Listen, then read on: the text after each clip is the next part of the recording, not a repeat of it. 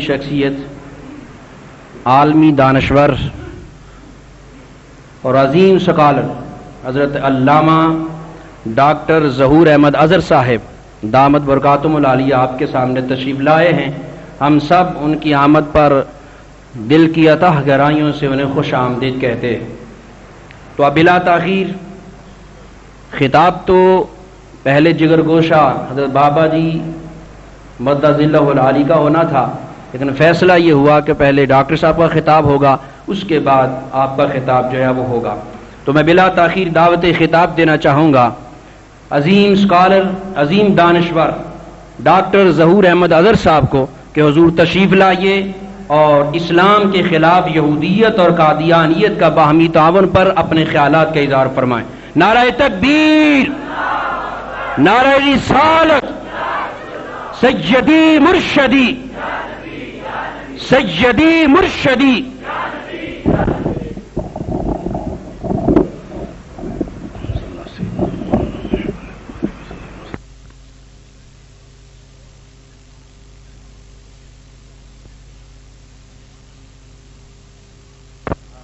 المتقين والصلاة والسلام على خاتم الأنبياء والمرسلين وعلى آله وأصحابه أجمعين.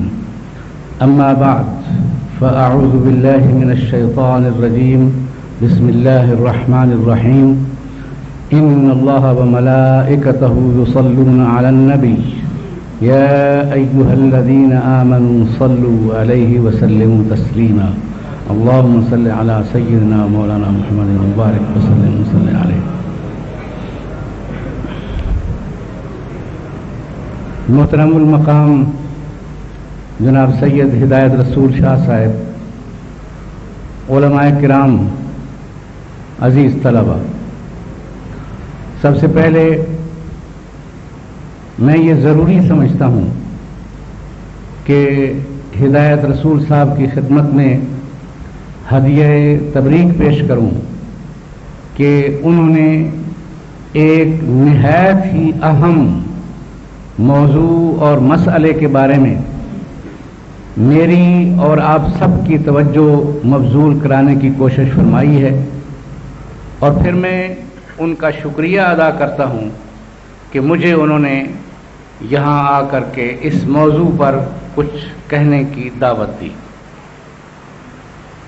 میں اپنی بات کو بڑے اختصار اور جامعیت کے ساتھ آپ کے سامنے پیش کروں گا، اور میری آرزو ہے، میری خواہش ہے، میری کوشش ہوگی کہ میری بات آپ کو سمجھ آ جائے، اور جب یہاں سے اٹھیں تو آپ کے ذہن میں جو باتیں میں نے کہی ہیں وہ اس طرح واضح ہوں کہ آپ انہیں اپنی انگلیوں پر شمار کر سکیں کہ یہ باتیں ہمیں بتائی اور سمجھائی گئی ہیں، اور ہم نے ان باتوں کو اس طریقے سے سمجھا ہے۔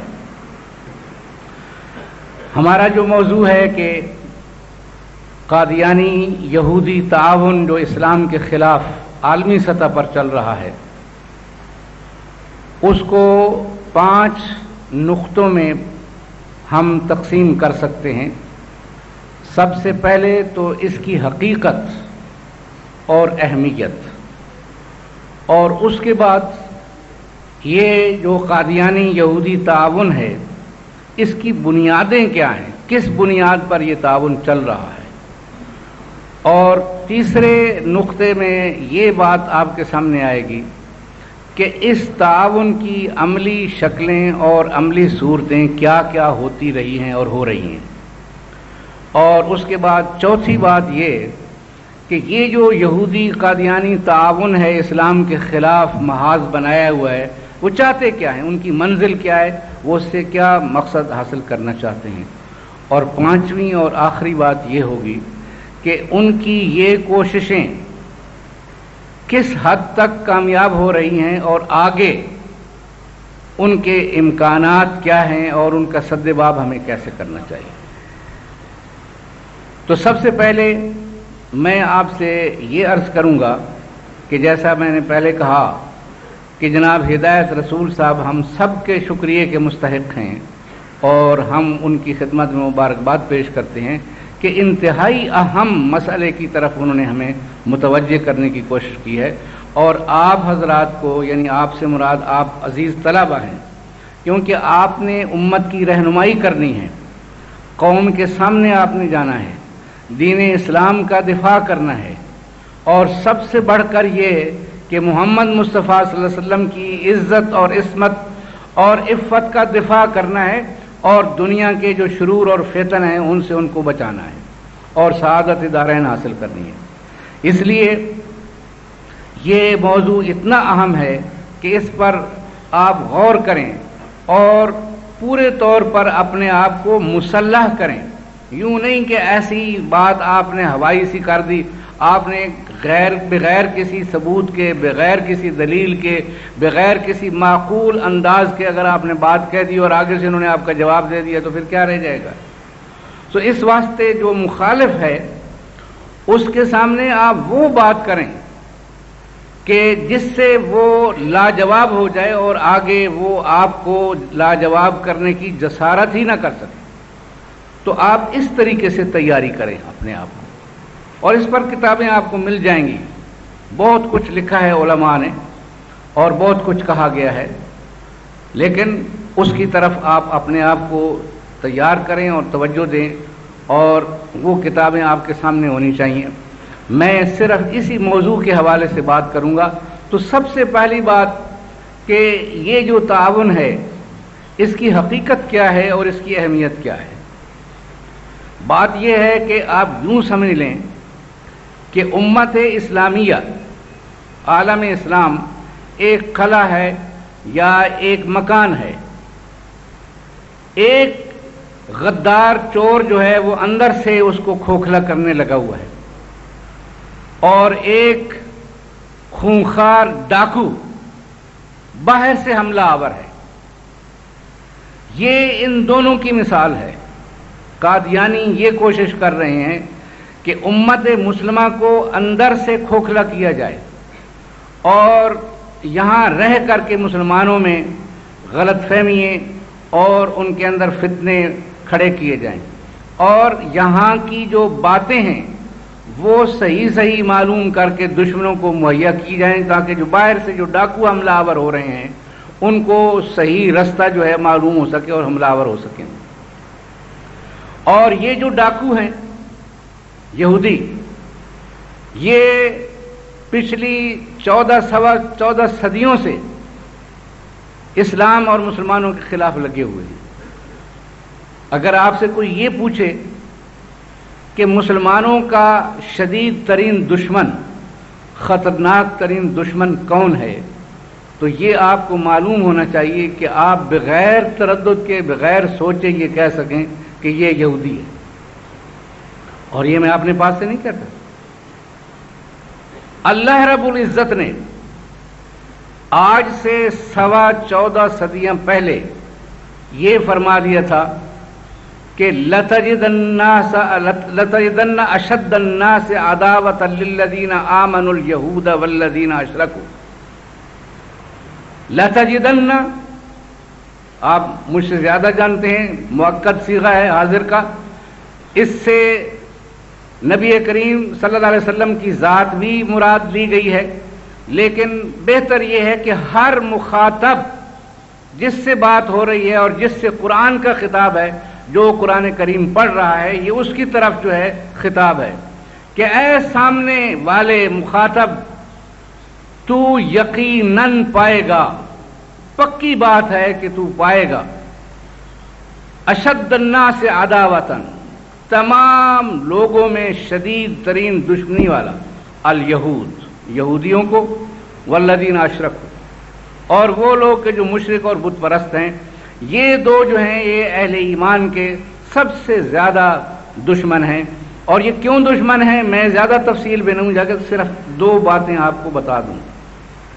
پہلی بات یہ ہے کہ اسلام دین توحید ہے، اور دوسری بات یہ ہے کہ اسلام دین مساوات ہے۔ یہ دونوں چیزیں، توحید اور مساوات، نہ مشرک اور بت پرست کو گوارا ہے اور یہود کو بھی گوارا نہیں ہے۔ کیوں؟ اس کی وجہ یہ ہے کہ اگر اللہ ایک ہے تو اس نے تمام ادیان جو ہیں، جو دین اس کی طرف سے آئے ہیں، ایک ہی دین ہے، اور جو اس نے انسان پیدا کیا ہے وہ بھی ایک ہی ہے، یعنی وحدت نسل انسانی کے انسان صرف ایک آدم کی اولاد ہیں۔ جب ایک باپ کی اولاد ہیں تو پھر ان میں فرق اور امتیاز کیا ہے؟ یہودی خود کو شعب اللہ المختار، یعنی اللہ تعالیٰ کی چنی ہوئی مخلوق کہتے ہیں۔ قرآن کریم نے ان کو بڑے چیلنج کیے ہیں کہ یہ کہا کہ اگر تم یہ سمجھتے ہو کہ تم اللہ کے محبوب ہو تو پھر فتمنوا الموت ان کنتم صادقین، تو پھر مرنے کی آرزو کرو اگر سچے ہو تو، لیکن وہ اس کی نہیں تمنا کریں گے، اس لیے کہ بما قدمت ایدیہم، آگے انہوں نے بھیجا ہوا ہی کچھ نہیں ہے، تو وہ موت کی جو ہے کبھی تمنا نہیں کریں گے۔ یہ قرآن کریم میں باتیں میں ان میں جانا نہیں چاہتا کیونکہ ہمارا موضوع جو ہے بڑا محدود سا ہے اور وقت اس سے بھی زیادہ محدود ہے۔ تو یہ جو یہودی ہیں یہ اور مشرک اور بت پرست جو ہیں نہ توحید کو مانتے ہیں، اس لیے کہ وہ کہتے ہیں یہوہ، ان کا جو خدا ہے اس کا نام انہوں نے رکھا ہوا ہے یہوہ۔ یاہو جو آپ کمپیوٹر والے بولتے رہتے ہیں نا، یہ یہودیوں کا نکالا ہوا ہے۔ تو یہوہ جو ہے وہ بہرحال اپنا ان کا خدا جو ہے اس کو خطاب کرتے ہیں، وہ کہتے ہیں یہوہ جو ہے یہ الہ الیہود ہے، یعنی مطلب یہ ہے کہ اللہ تعالیٰ نعوذ باللہ صرف یہودیوں کا خدا ہے، باقی دنیا کا خدا ہی نہیں ہے۔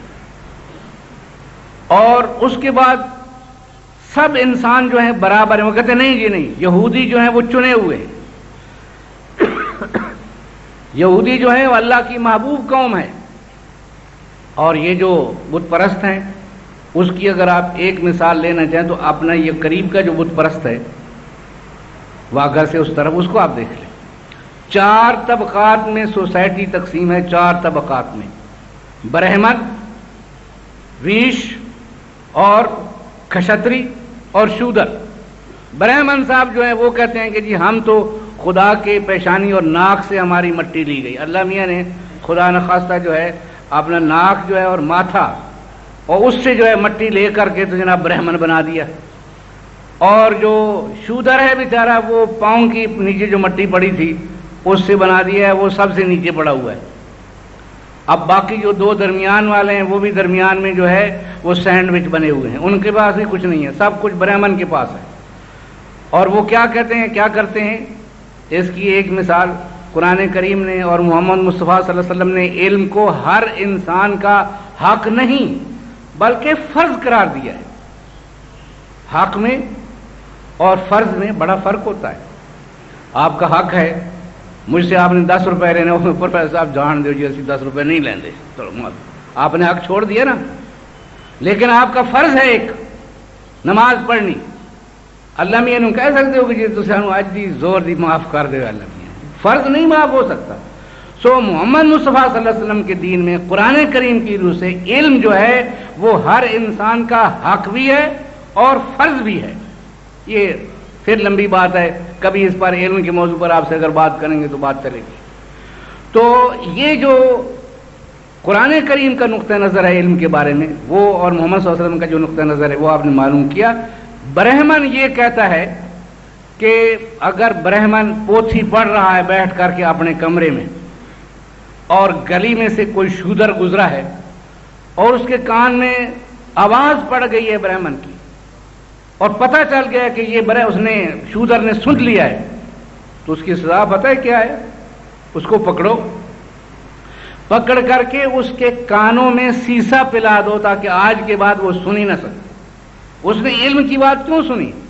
علم تو صرف برہمن کا کام ہے، یہ ریش اور کھشتری جو ہیں ان کا بھی علم سے کوئی تعلق نہیں ہے۔ اب بتاؤ یہ کتنا فرق ہو گیا۔ یہ جو سوسائٹی ہے، میں یہ لکھا کرتا ہوں، آئے وقت میں نے بہت لکھا ہے کہ بھارت کو یہ دعویٰ ہے کہ وہ سیکولر ہے اور وہ ڈیموکریٹک ہے۔ بھارت قیامت تک نہ سیکولر بن سکتا ہے اور نہ ڈیموکریٹک بن سکتا ہے۔ جس قوم میں 4 طبقات ہوں وہ ڈیموکریٹک کیسے ہو سکتی ہے؟ ایک طرف برہمن کھڑا ہے امیدوار اور دوسری طرف شودر کھڑا ہوا ہے۔ اب برابر ہیں دونوں ان کے نزدیک، جب برابر نہیں ہیں تو پھر ووٹ کون لے گا؟ کس کو ملیں گے؟ برہمن کو ملیں گے۔ تو ڈیموکریسی بھی گئی. اور کہتے ہیں سیکولر. حال یہ ہے کہ ہندو دنیا کا واحد گروہ ہے، اور اس کے بعد یہودی، کہ جو پرامن بقائے باہمی کا قائل ہی نہیں.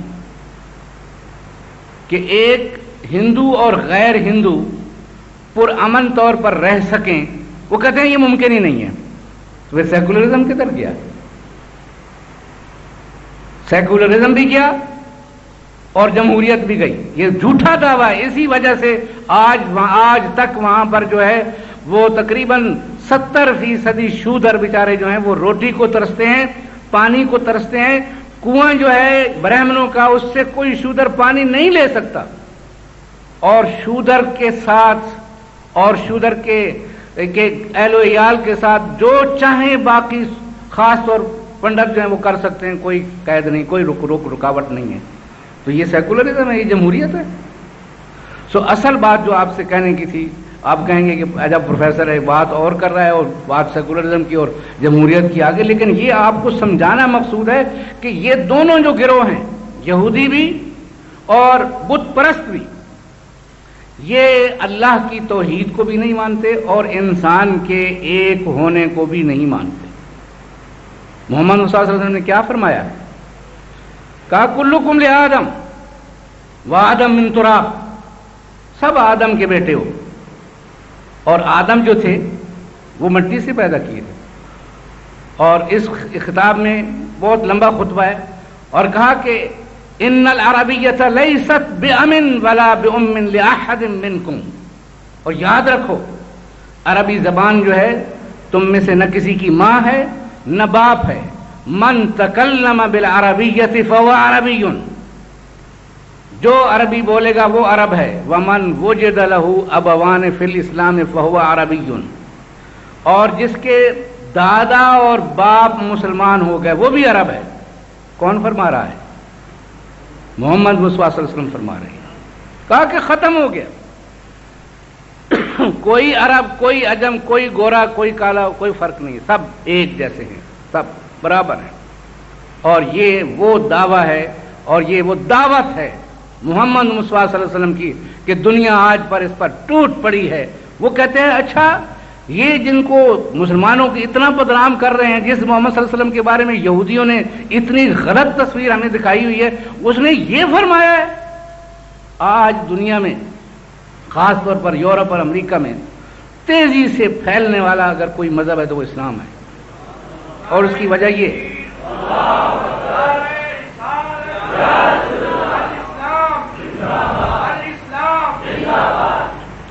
حضرات گرامی، یہ پہلی بات تھی کہ اس کی اہمیت کیا ہے.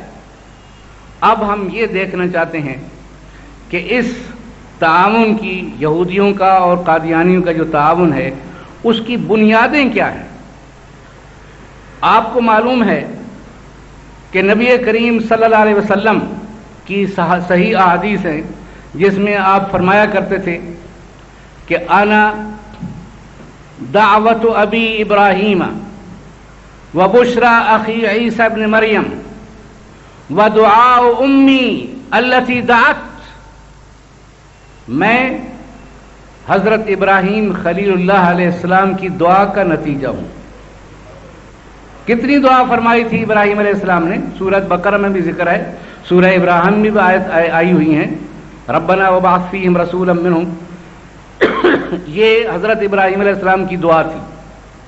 کہا کہ میں اپنے دادا ابراہیم علیہ السلام کی دعا کا نتیجہ ہوں، اور میرا بھائی عیسیٰ جو ہے اس کی خوشخبری کا نتیجہ ہوں. ومبشرا برسول یاتی من بعد اسمہ احمد.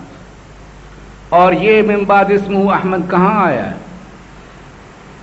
یہ جو عیسائیوں کی انجیلیں ہیں، یہ آپ کو معلوم ہے کہ کتنے 100 سال عیسیٰ علیہ السلام کے بعد لکھی جانی شروع ہوئی؟ 300 سال سے پہلے کوئی ایک انجیل بھی نہیں لکھی جانی شروع کی جا سکی، جبکہ قرآن کریم ہماری جو کتاب ہے، محمد مصطفیٰ صلی اللہ علیہ وسلم پہلے حافظ تھے اس کتاب کے. اور دوسرے حضرت زید بن ثابت رضی اللہ تعالیٰ عنہ اور صحابہ کی ایک بہت بڑی تعداد، حفاظ کی تعداد تھی۔ آپ اپنے دربار میں رمضان المبارک میں صحابہ کرام کو بٹھا کر کہتے تھے قرآن کریم کا دورہ کرتے ہیں، کوئی تم سناؤ میں سناتا ہوں، کوئی غلطی نہیں ہونی چاہیے۔ جب آپ دنیا سے تشریف لے گئے تو سینکڑوں صحابہ قرآن کریم کے حافظ موجود تھے، اور یہ قرآن کریم کی پیشن گوئی ہے کہ بل ہوا آیات بینات فی صدور الذین اوتوا العلم، کہ قرآن کریم وہ کتاب ہے کہ جسے نہ کاغذ کی ضرورت ہے نہ قلم کی ضرورت ہے، وہ اہل علم کے سینوں میں محفوظ۔ کتنے حافظ پائے جاتے ہیں آج؟ ہے کوئی دنیا میں ایسی کتاب کہ جسے بغیر سمجھے کوئی زبانی یاد کر لے؟ صرف یاد نہیں، اسے اتنی صحت اور خوبصورتی کے ساتھ پڑھ کر کے سنائے کہ لوگ یہ کہہ دیے تو اہل زبان ہے۔ یہ جو ہمارے قراء حضرات ہیں، اللہ تعالیٰ ان کی کثرت فرمائے اور حفاظ کی کثرت فرمائے اور ان کی مدد فرمائے، یہ ہمارے محافظ ہیں، ہمارے دین کے محافظ ہیں۔ قرآن کریم حفاظ کے سینوں میں محفوظ تھا، اور نبی صلی اللہ علیہ وسلم نے کاتب الوحی مقرر کیے ہوتے، آپ جانتے ہیں نا، آپ کے علم میں ہے نا، تو ہر کاتب وحی جو ہے نبی صلی اللہ علیہ وسلم کی وحی لکھتا تھا۔ اب کچھ 40 کے قریب کتاب الوحی کا ذکر ہے۔ اب اتنے آدمیوں نے جنہوں نے وحی لکھی ہے اور ان کے پاس مختلف شکلوں میں لکھی ہوئی موجود تھی، وہ اس کو کوئی مٹا سکتا ہے؟ اور یہ حضرت عمر فاروق رضی اللہ تعالیٰ عنہ، حضرت صدیق اکبر رضی اللہ تعالیٰ عنہ کا بڑا کارنامہ ہے اور انتہائی احتیاط ہے کہ انہوں نے کہا یار ٹھیک ہے اللہ کی کتاب ہے تو علماء کے سینوں کے لیے، لیکن چلو اس کو پھر کتابی شکل میں لکھ چھوڑتے ہیں، لکھ لو۔ اور حضرت زید بن ثابت رضی اللہ تعالیٰ فرماتے تھے کہ مجھے جب صدیق اکبر نے یہ حکم دیا تو مجھے یوں لگا کہ احد پہاڑ میرے سر پر رکھ دیا گیا، اتنی بڑی ذمہ داری تھی، حالانکہ اجل حافظ تھے قرآن کریم کے۔ اور نبی صلی اللہ علیہ وسلم صرف ان پر کہتے تھے کہ اگر کسی کو کچھ غلط فہمی ہو، مشابہ یا کوئی اس قسم کی چیز ہو تو زید سے پوچھو۔ یہ کتاب اللہ کی حفاظت کا عالم ہے، کوئی غلطی نہیں کر سکتا، کوئی تحریف نہیں کر سکتا، قرآن کریم کی کوئی زیر زبر جو ہے وہ بھی غلط نہیں کر سکتا۔ حضرت عثمان غنی رضی اللہ تعالیٰ نے کیا کیا تھا؟ صرف یہ کیا کہ یار یہ جو قرآن کریم کے نسخے حضرت ابوبکر نے تیار کروائے ہیں انہیں ہر لوگ جو ہے اپنے اپنے لہجے میں لکھ رہے ہیں اور پڑھ رہے ہیں۔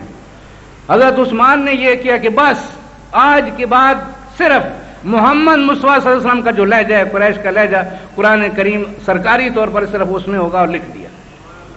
اور وہ جو لکھا قرآن کریم، اس میں حضرت عثمان آخر انسان ہی تھے نا، تو ان سے کہیں تھوڑی بہت جو ہے جو کاتب لکھتا ہے نا اس سے غلطی ہو جاتی ہے، تو ان سے وہ غلطیاں ہو گئی ہیں، اور آج تک مسلمانوں نے ان کو اسی طریقے سے محفوظ رکھا ہوا ہے کہ نہیں، عثمان غنی کے ہاتھ کے لکھے ہوئے یہ چاروں نسخے ہیں وہ ملتے ہیں حرف بحرف، لیکن حضرت عثمان نے کہیں ہاتھ سے الف زیادہ لکھا گیا، کہیں الف رہ گیا۔ مثلا جمع مذکر کا جو صیغہ ہوتا ہے اس میں واو کے بعد الف ہوتا ہے نا، حضرت عثمان کہیں لکھنا بھول گئے، اور ہو جاتا ہے، انسان سے ہو جاتا ہے۔ لیکن اس کا یہ مطلب نہیں کہ اگر وہ الف نہیں ہے تو اب اس میں کوئی غلطی ہو گئی یا تعریف ہو گئی، وہ ضربو نصرو ضربو نصرو ہی ہے، صرف یہ واو کے ساتھ ہی لکھا ہوا ہو تب بھی اس میں کوئی غلطی نہیں ہے۔ سو اس واسطے مسلمانوں کی کتاب جو ہے کتاب اللہ، اس کا تو حفاظت کا یہ عالم ہے، لیکن حدیث نبوی محمد مصطفیٰ صلی اللہ علیہ وسلم کے صحابہ کرام لکھتے تھے، اور لوگ کسی نے شکایت کی کہ یا رسول اللہ یہ دیکھیے یہ جو عبداللہ ابن عمرو بن العاص ہے یہ آپ جو فرماتے ہیں بیٹھ کے لکھتا جاتا ہے، آپ کبھی غصے میں ہوتے ہیں، کبھی آپ ناراض ہوتے ہیں، کبھی آپ کی کوئی بات لکھنے والی ہوتی ہے کبھی نہیں ہوتی، تو آپ اسے منع کر دیجیے، کہنے لگے بلاؤ، یا عبداللہ اکتب ما اقولہ، جو میری زبان سے سنتے ہو میں کہتا ہوں لکھتے جاؤ، واللہ لا ينطق هذا اللسان الا بحکم ربی، یہ زبان جو ہے وما ينطق عن الهوى ان هو الا وحی یوحى، یہ اللہ رب العزت کا کلام ہے، فرمایا لکھتے جاؤ۔ عبداللہ ابن عامر بن العاص نے نبی صلی اللہ علیہ وسلم کے سامنے ڈائری لکھی، حدیثیں لکھی ہوئی موجود ہے، حضرت ابوبکر نے حدیث لکھی، حضرت عمر نے حدیث لکھی، یہ سب مجموعے مل گئے ہیں، وہ یہودی بدبخت جو ہے اس نے آج سے کوئی 70 سال پہلے کتاب لکھی تھی گولڈزیئر نے، تو اس نے کہا تھا یہ جو حدیثیں ہیں ان کا کوئی اعتبار نہیں ہے، یہ تو بہت بعد میں لکھی گئی۔ اللہ تعالیٰ نے جو ہے محمد مصطفیٰ صلی اللہ علیہ وسلم کے دین پر اور آپ کی امت پر جو اتنا رحم فرمایا ہے کہ ان کے ہاتھوں کے لکھے ہوئے نسخے مل گئے ہیں اور علماء نے وہ نکال لائے۔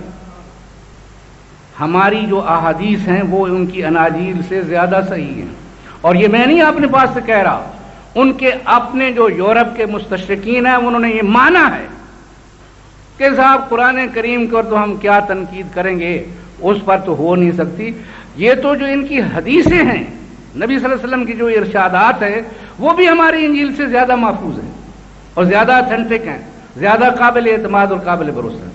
تو میرے بھائی اصل بات جو آپ سے میں کہنا چاہتا تھا وہ یہ ہے کہ قرآن کریم اور حدیث نبوی اور نبی کریم صلی اللہ علیہ وسلم کی سنت یہ ہمیں واضح طور پر بتاتی ہے کہ یہ جو یہودی ہیں یہ اسلام کے اور اہل ایمان کے دشمن ہیں، اور اس کی بنیاد یہ ہے کہ ان کی کتاب میں تھا، اس میں اب بھی آیا ہوا ہے مسیح، اور آپ کو پتا ہے کہ یہ جو بش جو کچھ کر رہا ہے فلسطین میں یہ وہی جو یہودیوں کی کتاب میں ہے نا مسیح کا ذکر ہے کہ مسیح آنا ہے۔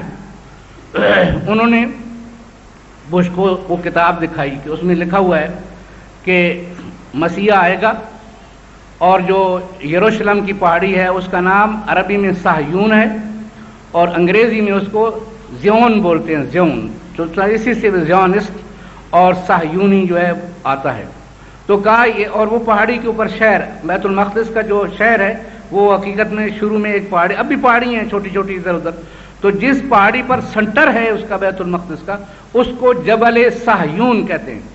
تو کہا کہ جبل صہیون پر جب یہودیوں کا دارالحکومت بن جائے گا تو پھر مسیح نمودار ہوگا، مسیح آئے گا۔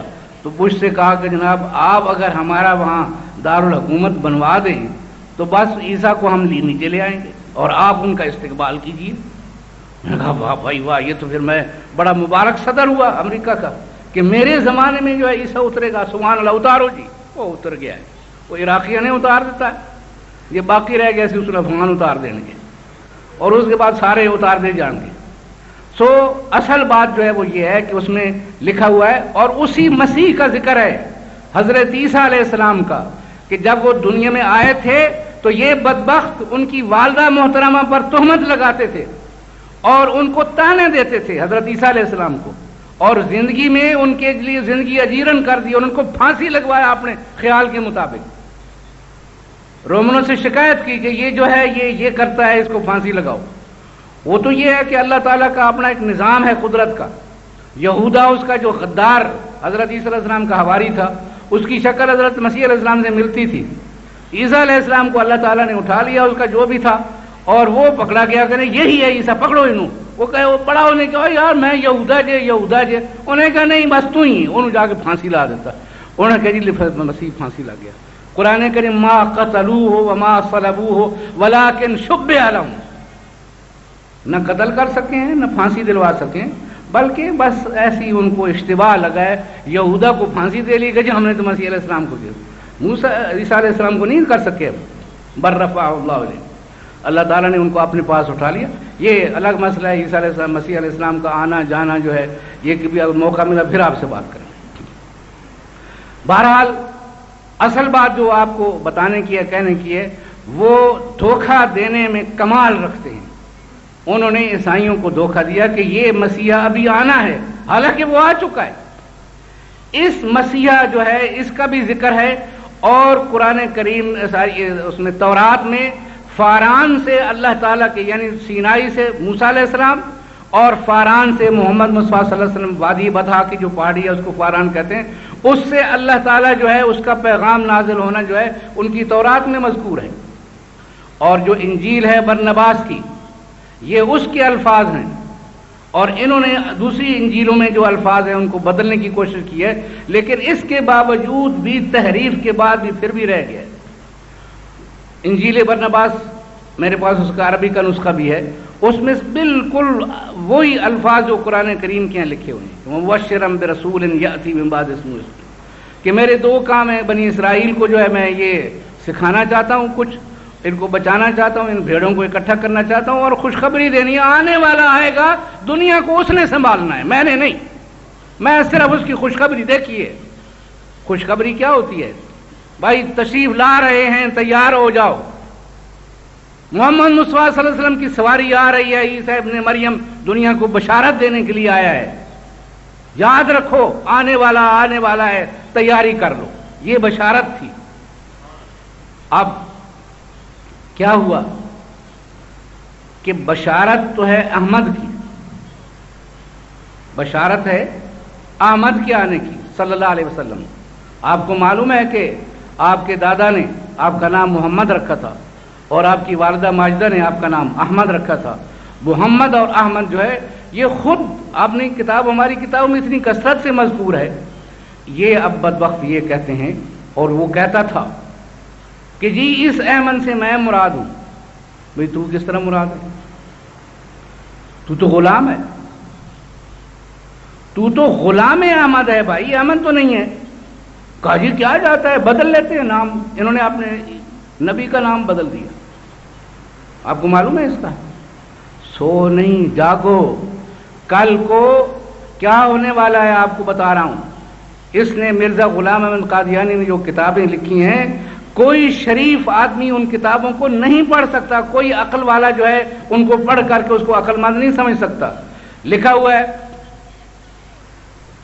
جو مجھے نہیں مانتے ان پر لعنت لعنت لعنت لعنت لعنت لعنت لعنت لعنت، صفحات کے صفحات لکھتا چلا گیا، لعنت لعنت لعنت۔ اب وہ ساری کتاب براہین احمدیہ جو ہے وہ اس سے بھری پڑی ہے۔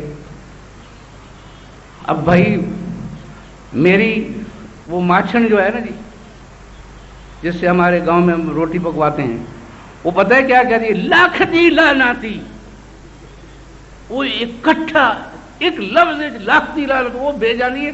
اے قبلہ جو نبوت دا دعویٰ فرما رہے ہیں، انہوں لعنت بھیجنا بھی نہیں آنا۔ نہیں، یہ صحیح کہہ رہا ہوں آپ کو۔ کشتی نوح کے نام سے مرزا غلام قادیانی کی کتاب ہے، اس کے اوپر پرانے نسخے کے اوپر لکھا ہوا ہے غلام احمد، لیکن اب جو چھپے ہیں براہین احمدیہ جو اب چھاپی ہے انہوں نے، اس میں سے لعنت لعنت غائب ہے۔ اس کے ٹائٹل کے اوپر سے غلام احمد غائب ہے۔ کیا لکھا ہوا ہے؟ احمد مسیح موعود، غلام لا دیتا ہے۔ دیکھیں جی، آپ کو اگر اپنا نام پسند نہیں ہے، آپ اخبار میں اعلان کر دیں جی میں نے آج سے اپنا نام بدل لیا ہے، ٹھیک ہے، ہر آدمی کو اختیار ہے۔ لیکن کوئی یہ کہے کہ جی میرا باپ مر گیا ہے، ادا نام ٹھیک نہیں سی، ادا بھی نام ہے بدلنا، تو پھر حرامی کہلائیں گا۔ اس کا نام کیوں بدلتے ہو تم؟ کوئی اپنے باپ کا نام مرنے کے بعد نہیں بدل سکتا، اور نہ اس کی مرضی کے خلاف بدل سکتا ہے، اور نبی کا نام بدل دیا جائے، کتنی بڑی تحریف ہے۔ اس سے بڑی تحریف اور کوئی نہیں ہو سکتی۔ جاگو، یہ کتابیں پرانی، میں نے ایک مولوی صاحب سے کہا، میں نے کہا مولانا صاحب آپ بڑے ختم نبوت کے بڑے علم بردار ہیں، تو آپ اگر یہ کام کریں۔ نہیں مجھے تو نہیں سمجھ آتا۔ میں نے کہا اچھا نہیں آتا تو نہ ہے۔ میں نے کہا جی آپ ان کی جو کتابیں ہیں پرانی، ان کو چوری چھاپیں ان کو، اور تقسیم کریں لاکھوں میں، کہ یہ ہے اصل کتاب، یہ جو تحریف شدہ ہے اس کو بھی سامنے رکھو، اور یہ اصل فوٹو اسٹیٹ کاپی ہم نے چھاپی ہے، قربانی دو، پیسہ لگاؤ۔ کام کرنے کے کوئی نہیں کرتے، بس صرف شور ہی مچاتے رہتے ہیں۔ تو میرے بھائی اصل بنیاد جو ہے ان کی وہ یہ ہے کہ نبی صلی اللہ علیہ وسلم کے بارے میں تورات میں، انجیل میں بشارت ہے۔ یہودی جو ہیں یہ امید لگائے بیٹھے تھے کہ ایک آنے والا آئے گا۔ آپ سیرت کی، تاریخ کی کتابیں اگر آپ پڑھیں تو میں تو پڑھ کر کے بڑا حیران رہ جاتا ہوں کہ نبی صلی اللہ علیہ وسلم کی آمد سے پہلے سیدنا مسیح علیہ السلام نے تو خیر خوشخبری سنائی دی تھی۔ پورا مشرق وسطی جو ہے، پورا حجاز جو ہے، ایک ہنگامہ برپا تھا کہ آنے والا آ رہا ہے، آنے والا آ رہا ہے، اور دنیا جو عذاب میں مبتلا ہے اس سے سب کو نجات دلانے والا آ رہا ہے۔ اور یہ کون کہتے تھے؟ یہودیوں کے علماء کہتے تھے آنے والا آئے گا، لیکن انہیں کیا توقع تھی کہ وہ کس کی اولاد سے ہوگا؟ اسحاق بن ابراہیم علیہ السلام کی اولاد سے۔ لیکن محمد مصطفیٰ صلی اللہ علیہ وسلم اسماعیل بن اسحاق بن ابراہیم علیہ السلام کی اولاد سے آئے، اس واسطے کہ آپ اور میں بھائی ہیں، میری اولاد جو ہے وہ اللہ تعالیٰ کا بڑا فضل و کرم ہے، وہ جناب چنیوٹ تک چلی گئی ہے، آپ کا ایک ہی بیٹا ہے، آپ کو بھی ایک مربع ورثے میں ملا، مجھے بھی ایک ورثے میں ملا، ٹھیک ہے، میرے جو ہیں ان کو تو قبر بھی کی جگہ نہیں ملے گی، آپ کے بیٹے کو تو ایک مربع ملے گا کہ نہیں ملے گا؟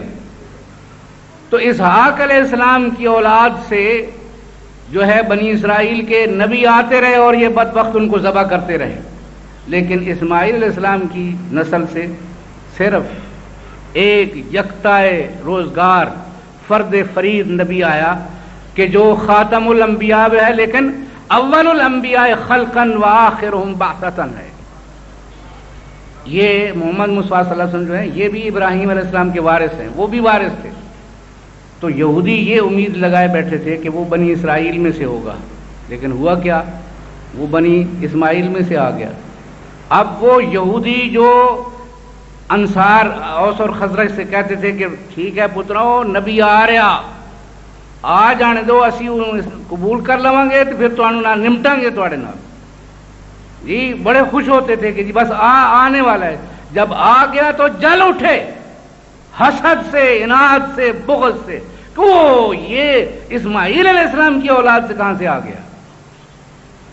اور قرآن کریم کہتا ہے یعرفونہ کما یعرفون ابناءہم، کہ نبی صلی اللہ علیہ وسلم کی علامات ساری کی ساری پہچان لی اور یوں پہچان لیا جیسے باپ بیٹے کو پہچانتا ہے، لیکن اس کے باوجود جو ہے کفر کیا اور ٹھکرایا، نبی صلی اللہ علیہ وسلم کو نہیں مانا، اور اس وقت سے آج تک حسد میں جل رہے ہیں۔ پھر کیا ہوا؟ مکے کے لوگ ان پڑھ تھے، ان کو کچھ نہیں آتا تھا، اور کوئی بات پوچھنی ہوتی تھی تو وہ جو مکے کے شرارتی تھے وہ کہتے یار جاؤ فلانے یہودی عالم کو یسرب جاؤ، خیبر جاؤ، ان پوچھو کی پوچھیے۔ یہ سوالات جو ہے وہاں سے وہ یہودی گاڑ کے بھیجتے تھے اور یہ کرتے تھے، نبی صلی اللہ علیہ وسلم کو تنگ کرتے تھے۔ ان سوالات کا قرآن کریم میں بھی ذکر ہے، اب میں اس کی تفصیل میں نہیں جاؤں گا، یہ آپ جانتے ہیں اور آپ کو جان لینا چاہیے۔ یہ سارا کاروبار جو ہے یہ یہودی نبی صلی اللہ علیہ وسلم کو اور اسلام کو